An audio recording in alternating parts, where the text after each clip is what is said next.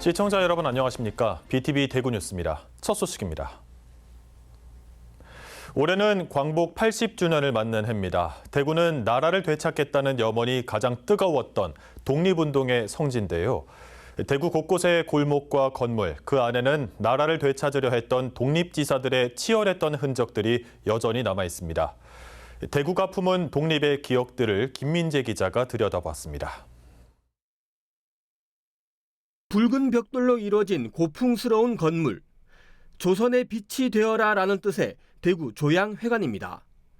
1922년 독립운동가 동암 서상일 선생의 주도로 민중을 깨우치고 국권을 회복하려는 염원으로 세워진 교육회관입니다. 일제강점기 당시 각종 애국 집회와 전시회가 열리는 등 1945년 광복을 맞을 때까지 민족의 순환사를 함께했습니다. 국내에서 상해 임시정부를 닮은 건물로서는 유일하게 남아있거든요. 최남선 같은 선생님을 모시고 이렇게 행사도 했고 또 전시회도 했는데 그때 보면은 많은 사람들이 와서 실제로 어떤 그런 행사가 잘 이루어졌다, 성황리에 끝났다 하는 그런 언론 보도가 있는 거 보면은 남대로 서상일 선생님이 하는 그런 취지가 저는 맞았지 않나. 당초 조양회관이 세워진 곳은 달성공원 앞 옛 원화요고 자리였습니다. 그러다 1984년 대구시가 인수해 현재의 동구 망우당 공원으로 원형 그대로 이전 복원됐습니다. 조양회관은 현재 애국지사의 영정과 윤봉길, 안창호 선생의 어록 등 독립운동과 항일투쟁에 관한 각종 자료가 보존되어 있습니다. 조양회관 바로 옆에는 일제강점기 국권 회복에 힘쓴 독립운동가들을 추모하고 그 정신을 계승하기 위한 항일 독립운동 기념탑이 있습니다.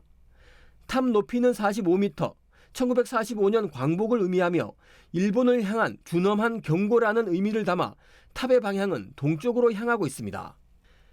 1915년 대구에서 결성된 대한광복회. 무력투쟁을 통한 국권 회복을 목표로 달성공원에서 창립된 비밀 결사 조직으로 전국 8도의 연락망을 갖춘 핵심 독립운동 단체였습니다. 대담하게도 대구 경찰서 바로 앞 곡물상점으로 위장한 상덕태상회의 본부를 두고 독립군 양성과 친일파 처단 등 가장 치열하게 활동했습니다. 대한광복회는 1918년 이후 일제의 대대적인 탄압을 받았고 총사령관 박상진을 비롯해 주요 인사들은 사형을 받고 순국했습니다. 팔도에 지부를 두고 만주에 지부를 두고 만주 지부장이 2대 지부장이 김자진 장군입니다. 김자진 장군이 만주 지부장을 맡으면서 청살리 전투까지 성공적으로 이끌었습니다. 그만큼 큰 단체가 대한광복회입니다. 대구를 대표하는 국권회복운동인 국채보상운동. 1907년 1월 29일 서상돈 선생은 나라빚 1,300만 원을 국민들의 힘으로 갚아 국권을 회복하자고 최초 발의했습니다. 대구 북구정에서 열린 국채보상운동 대구 군민대회에서는 남녀노소 가릴 것 없이 의연금을 냈습니다. 전국적인 운동으로까지 퍼졌으나 일제의 방해로 결국 그 뜻을 이루지 못했습니다. 채무 상환 운동이 아니라 이후에 전개된 항일 독립운동의 출발점이라고 할 수도 있고, 그리고 시민 주체성과 그리고 책임 의식을 일깨워주는 역사의 전환점으로 평가됩니다. 그래서 우리들은 이제 국채보상운동을 통해서 단지 그 강복이 외부의 도움으로 이렇게 이루어진 결과가 아니고 우리 스스로 이제 시작한 실천과 연대의 일제강점기 시절 서울, 평양과 함께 전국 3대 감옥으로 악명이 높았던 곳 바로 대구 형무소입니다. 1919년 3.1운동 당시 5천 명이 수용되기도 했습니다. 대한광복회 총사령관 박상진, 의열단을 설립한 이종암, 독립운동가 장진홍 선생 등은 이곳에서 순국했고 저항시인 이육사를 비롯해 수많은 독립지사들이 투옥해 모진 고초를 겪었습니다. 50명이 5평 방에 수용이 되죠. 그러면서 물 한 동이를 주는데 그거를 다 같이 써야 되니까 하루 종일. 여름이면 이제 갈증이 나고 막 이래서 헉헉거렸다. 그리고 빈대는 쓸어서 버릴 정도로 많았다. 그리고 모래밥을 먹은 적도 있었다. 그리고 학생은 여학생이 선교사 일기예요. 여학생이 다리에 총상을 입고 들어오는데 질질 끌고 들어와서 이틀 동안 밥을 굶기더래요. 이곳에서 옥고를 치른 서훈 독립운동가는 지금까지 밝혀진 사례만 2,386명. 이 중에서 216명이 순국했습니다. 대구 형무소 사형장 자리에 지어진 현재 삼덕교회에 순국의 터를 기리기 위한 역사관이 만들어져 있습니다. 독립운동의 성지 대구. 일제강점기 시절 대구의 역사는 곧 그들에게 항거한 저항의 역사였으며 대구에서 시작된 용기는 곧 나라를 되찾는 불꽃이 되었습니다. BTV 뉴스 김민재입니다. 대구는 치열했던 항일투쟁을 이끌어온 수많은 독립운동가를 배출했습니다. 민족저항 시인으로 알려진 이상화 시인이 대표적인데요. 중국 국민혁명군 소속으로 평생을 일제에 맞서 싸운 그의 형 이상정 장군은 상대적으로 알려지지 않은 독립운동가입니다. 삶의 절반을 조국 광복을 위해 헌신한 이상정 장군을 천혜열 기자가 되짚어봤습니다. 이상정 장군은 중국에서 독립군을 이끌었던 인물입니다. 30살이던 1925년 중국으로 망명해 중국 육군 군인으로서 중일 전쟁에 참전하기도 했습니다. 화중군 사령부 고급 참모로 난징전, 한커우전에 참전했고 태평양 전쟁 종결과 동시에 육군 중장으로 승진해 최고사령관 자격으로 일본군의 무장 해제를 도맡아 진행했습니다. 당시 장제스 중국 총통으로부터 받은 일본도는 지금까지 후손을 통해 전해 내려오고 있습니다. 일본군의 사령관이 칼 하나를 이제 가지고 오셨어요. 그래서 이게 칼이 어떻게 된 거냐고 보니 이 주둔군 사령관의 처가 이 칼로 자결을 하고 자기가 그 자결한 칼을 들고 항복의 표시로 할아버지한테 이상정 장군에게 이렇게 칼을 항복의 의미로 이렇게 바친 겁니다. 그래서 그때 당시에 이 의미를 가지고 있고 지금도 칼을 보면은 칼에 묻어 있는 피자 선은이 아직 남아 있기도 하고요. 이상정 장군은 중국군에 몸담고 있으면서도 1940년대 들어 대한민국 임시정부에도 참여했습니다. 1942년 외무부 외교연구위원으로 선임된 데 이어 그해 10월에는 경상도 지역 의정원 의원에 선출됐습니다. 임시의정원에서 이상정 장군은 제2분과위원, 의정원법 개정위원을 지냈으며 1944년에는 군무와 교통을 담당하던 제4분과위원에 선임돼 임시정부 내 대표적인 군사 전문가로서 인정을 받기도 했습니다. 1943년도에 어머님이 편찮으셔서 우리 한국에 잠시 들어오셨는데 그때 안타깝게도 뇌출혈로 세상을 떠나게 됩니다. 만일 이상정 장군이 돌아가시지 않고 우리나라 건국운동에 기여했더라면 한국 현대사가 새로운 지형도로 바뀌었을 가능성이 높다. 이상정 장군은 조선의 독립을 위해 일본과의 치열한 전투에 참여한 독립운동가입니다. 51세의 삶 가운데 절반인 25년을 조국 광복을 위해 일제에 항거하다 생을 마감했습니다. 이상정 장군은 중국군 고위 장교를 역임하며 평생을 항일운동에 몸바쳐온 군인입니다. 광복 80주년을 맞아 민족 독립운동을 전개한 장군의 업적이 재조명되고 있습니다. BTV 뉴스 천혜열입니다. 올해는 광복 80주년이자 대구에서 애국 청년들의 비밀 결사 조직으로 출발한 광복회 설립 110주년을 맞는 해입니다. 대구시를 비롯한 지자체들이 대구 근대 역사를 기념하고 알리기 위한 사업을 추진하고 있지만 사실과 다른 오류가 방치되거나 왜곡돼 바로잡아야 할 부분도 적지 않습니다. 우성문 기자가 짚어봤습니다. 1915년 8월 25일 박상진 등 대구 청년들의 비밀 결사로 시작해 팔도 지부와 만주사령부까지 확산했던 항일 독립투쟁 조직 대한광복회. 올해 설립 110주년을 맞았지만 광복회가 처음 결성된 장소인 지금의 달성공원에는 이런 역사를 새긴 기념물이 없습니다. 1910년대에 대구의 독립운동의 중요한 역할을 담당했던 광복회가 결성되었던 달성토성에 현재 아무런 표식이 없다는 것이 너무 아쉽고요. 대구 시민들이 그런 내용을 알 수 있도록 안내판이 하나 있으면 좋을 것 같다고 생각합니다. 달성공원이라는 명칭도 일제가 민족적 정기를 짓밟은 우민화 정책의 잔재로 본래대로 달성토성으로 복원해야 하지만 고쳐지지 않고 있습니다. 역사적 사실과 다른 위치에 기념물이 세워진 경우도 있습니다. 국제보상운동 확산을 위한 대구군민대회가 열렸던 북구정. 문헌에는 북구정 위치는 옛 대구읍성 서쪽편이며 옛 서문시장 끝부분이라고 기록되어 있지만 대구시가 옛 대구시민회관, 지금의 대구 콘서트 하우스 자리로 잘못 알고 엉뚱한 곳에 국제보상운동 기념비를 세웠습니다. 국제보상운동을 최초 발의한 장소인 광문사터 기념비도 수창초등학교 담장 옆에 조성됐는데 실제 광문사 자리였던 경상감영 관풍루 근처 옛 치고수청 자리와는 완전히 동떨어졌습니다.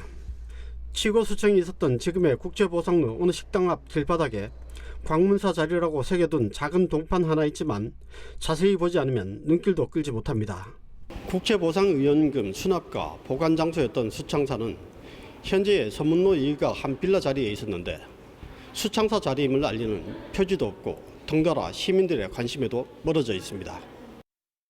근대 대구사의 중요한 역사 공간들이 경상감영을 중심으로 큰 대로에 위치해 있음에도 중구청이 근대 골목 투어라는 역사 관광 사업을 추진한 것도 사실 왜곡의 소지가 있습니다. 독립운동의 위대한 역사가 작은 골목에서 일어난 소소한 일처럼 격화돼 인식될 수 있기 때문입니다. 근대로 맞이하면서 도로가 만들어지고 그 도로를 통해서 여러 가지 그 식민 지배 기구들이 만들어지고 그런 과정을 거치는데 그런 부분들을 우리가 골목이라는 용어로 접근해 버리면 역사적 실체하고는 좀 다른 상당히 그 축소되는 그런 그 내용이 되는 것 같습니다. 역사를 올바르게 기억하는 것, 잘못된 역사를 반복하지 않기 위해 반드시 필요한 일입니다. BTV 뉴스 우성문입니다. 계속되는 경기 불황 속에 임대문이 이젠 정말 어렵지 않게 찾아볼 수 있습니다. 대학가나 번화가도 한 집 건너 한 집이 문을 닫았다는 말까지 나올 정도인데요. 빈 점포들이 속출하면서 자영업자들의 한숨이 길어지고 있습니다. 김민재 기자의 보도입니다. 대구 성서 계명대 앞입니다. 한눈에 봐도 문을 닫은 지 오래되어 보이는 상가가 쉽게 눈에 띕니다. 텅 빈 가게의 문은 굳게 닫혀 있습니다. 대로변뿐만 아니라 곳곳에 임대라는 현수막이 내걸린 곳이 많습니다. 일층들 목 좋은 데 다 노이가 있으니까 너무너무 안타까워요. 뭘 해도 해야 되잖아. 너무 안 됐어. 나 청년도 보면 안 됐어. 목 좋은 데 아닙니까? 목 좋은 데 비쁘면 다시 안 들어오잖아요. 한때 번성했던 시장은 이젠 텅 비었습니다. 그냥 있는 거예요. 진짜 사람 없어요. 옛날에 많이 했지. 지금은 아니 학생도 여 안 오고 딴 데로 가지. 옛날하고 틀리잖아요. 되게 힘들잖아요. 조금 팔고 일찍 가요. 늦게까지 하지도 못해요. 대구 최대 번화가인 동성로의 상황도 별반 다르지 않습니다. 동성로 르네상스 사업을 통해 상권 활기를 찾고자 하고 있지만 임대 문의가 붙은 상가를 찾는 건 어렵지 않습니다. 동성로 한가운데 비어있는 점포도 수두룩합니다. 유동인구가 많은 버스 정류장 주변도 마찬가지입니다. 동성로로 대표되던 상권의 중심축이 분산된 데다 물가 상승, 경기 침체 등이 복합적으로 작용한 탓입니다. 한 집 건너 하나 있네. 사람 덜 움직이는데 정책이 다 사람이 안 넘기니까 안 얻는기라. 한국부동산원이 발표한 상업용 부동산 임대 동향 자료를 보면 올해 2분기 중대형 상가 기준 서문시장 청라언덕 부근의 상가 공실률은 34%를 넘었습니다. 계명대와 동성로, 수성범어 등 주요 지점의 공실률 역시 전국 평균을 크게 웃돌고 있습니다. 공실률의 변화를 보면 동성로와 계명대, 경북대 북문 모두 지난 2024년 3분기에 비해 공실률이 상승했습니다. 이같이 높은 공실률은 장기화된 경기 침체와 더불어 계속된 온라인 시장의 확대가 주요 원인으로 꼽힙니다. 지난 6월 전국 온라인 쇼핑 거래액은 66조 원으로 지난 2017년 관련 통계가 개편된 이후 분기 기준 역대 최대치를 기록했습니다. 지역을 대표하던 상권들이 고사 위기에 처하면서 상인들의 한숨이 깊어지고 있습니다. BTV 뉴스 김민재입니다. 잇따르는 산업재해 사망사고와 관련해 이재명 대통령이 강경 대응 방침을 밝혔습니다. 앞으로 모든 산재 사망 사고는 대통령에게 직접 보고하도록 하고 대책 이행 상황도 국무회의에서 점검하겠다는 건데요. 이번 조치가 반복되는 산재 사고를 막는 분수령이 될지 주목됩니다. 김다라 기자의 보도입니다. 지난달 23일 전북 김제시의 자동차 부품회사 대승정미 공장에서 40대 노동자 A씨가 기계에 끼어 숨졌습니다. A씨는 혼자 일하다 변을 당했는데 사고 이후 회사는 안전점검 없이 설비를 재가동한 것으로 알려져 비판받고 있습니다.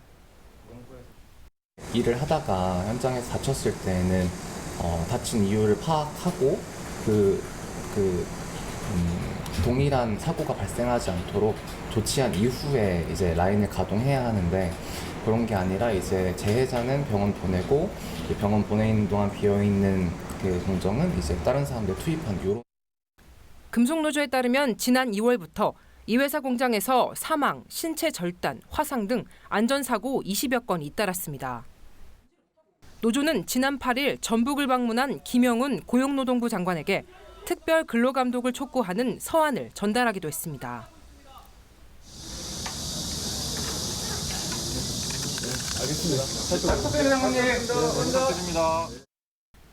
올해 1분기 전국에서 발생한 산재 사망 사고는 모두 219건. 같은 기간 전북에선 8명이 일하다 숨졌습니다. 전주 고용노동지청이 조사 중인 2분기 중대재해 사망 건수만 해도 5건에 이릅니다. 정부는 반복되는 산재 사망 사고를 막기 위해 고강도 대책을 추진하고 있습니다. 이재명 대통령은 지난 9일 휴가에서 복귀한 직후 앞으로 모든 산재 사망 사고를 직접 보고하라고 지시했습니다. 또한 노동부에는 산재 사고 방지를 위한 사전 사후 조치 내용과 현재까지 조치한 내용을 화요일 국무회의에 보고할 것을 지시했습니다. 위 두 가지 조치는 산재 사망을 획기적으로 줄이겠다는 이 대통령의 강한 의지로 풀이됩니다. 이번 조치가 반복되는 산재 사망 사고를 막는 실질적 전환점이 될지 관심이 모입니다. BTV 뉴스 김다라입니다. 전체 인구를 나이 순으로 한 줄로 세웠을 때 정중앙에 있는 사람의 연령을 보고 중위 연령이라고 하는데요. 대구의 중위 연령이 전국 특광역시 중 2번째로 높은 것으로 나타났습니다. 고령화도 빠르게 진행되면서 유소년 인구 100명당 노인 인구는 2배 가까이 많았습니다. 김민재 기자의 보도입니다. 지난해를 기준으로 대구의 인구는 총 236만 9천 명입니다. 5년 전에 비해 6만 1,000명 줄었습니다. 전국 인구 대비 4.6%를 차지합니다. 전국 229개 지자체 중에서 전년 대비 인구가 가장 많이 늘어난 곳은 대구 중구로 9.7%, 무려 8,000명이 늘었습니다. 반면 남구는 5,000명이 줄면서 전국에서 인구가 2번째로 감소한 지역으로 꼽혔습니다. 전체 인구를 나열했을 때 정중앙에 있는 사람의 연령인 중위 연령은 대구는 47.8세였습니다. 1년 전보다 0.6세 늘어난 것으로 전국 특광역시 중에서 부산에 이어 2번째로 높았습니다. 고령화도 빠르게 진행되고 있습니다. 대구의 노령화 지수는 197.5, 14세 이하 인구 100명당 65세 이상 고령 인구는 197명이 있다는 뜻입니다. 이 수치도 전국 8개 특광역시 중에서 부산과 서울에 이어 2번째로 높고 전국 평균보다도 웃도는 수준입니다. 대구 군위군의 경우 1187.7로 전국 229개 자치단체 중에서 가장 높았습니다. 대구의 미혼 인구 비율은 28.4%로 전국 평균인 29.6%보다 낮았고 1인 가구의 비율은 전체 35.5%를 차지했습니다. 특히 65세 이상 고령자만 있는 가구는 전체의 19.6%로 전국 특광역시 중에서 역시 부산에 이어 2번째로 높았습니다. BTV 뉴스 김민재입니다.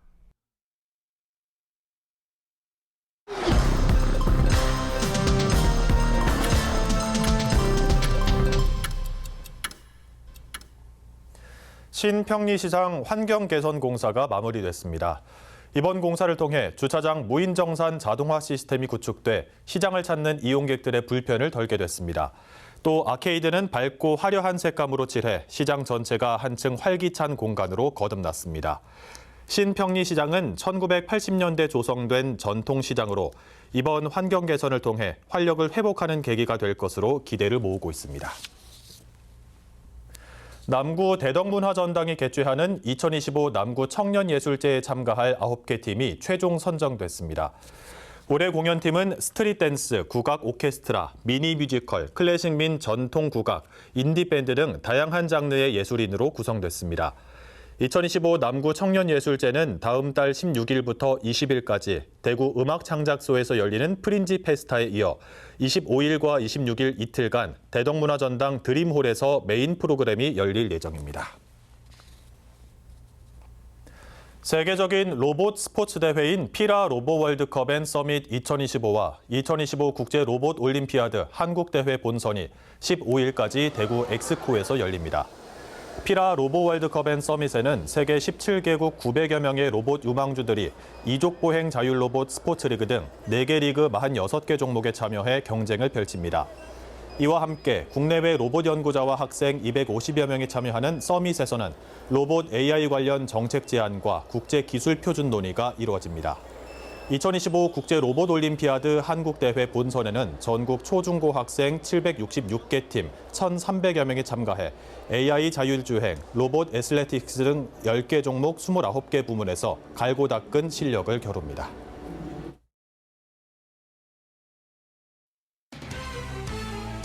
달서구는 오는 23일 오후 7시부터 유천동 한마음공원에서 우리 동네 주말극장을 개최합니다. 이 행사는 가족과 함께 야외에서 영화를 즐길 수 있는 프로그램으로 지역 주민이라면 누구나 자유롭게 관람할 수 있습니다. 다가오는 주말 주민 여러분께서 즐거운 시간을 보낼 수 있는 기회가 될 것입니다. 달성군 드림스타트는 지역 아동 가구의 투척용 소화기, 방연 마스크, 화재 경보기로 구성된 소방 꾸러미를 제공했습니다. 또한 화재와 전기에 취약한 가구를 대상으로 이달 중 안전점검을 실시할 예정입니다.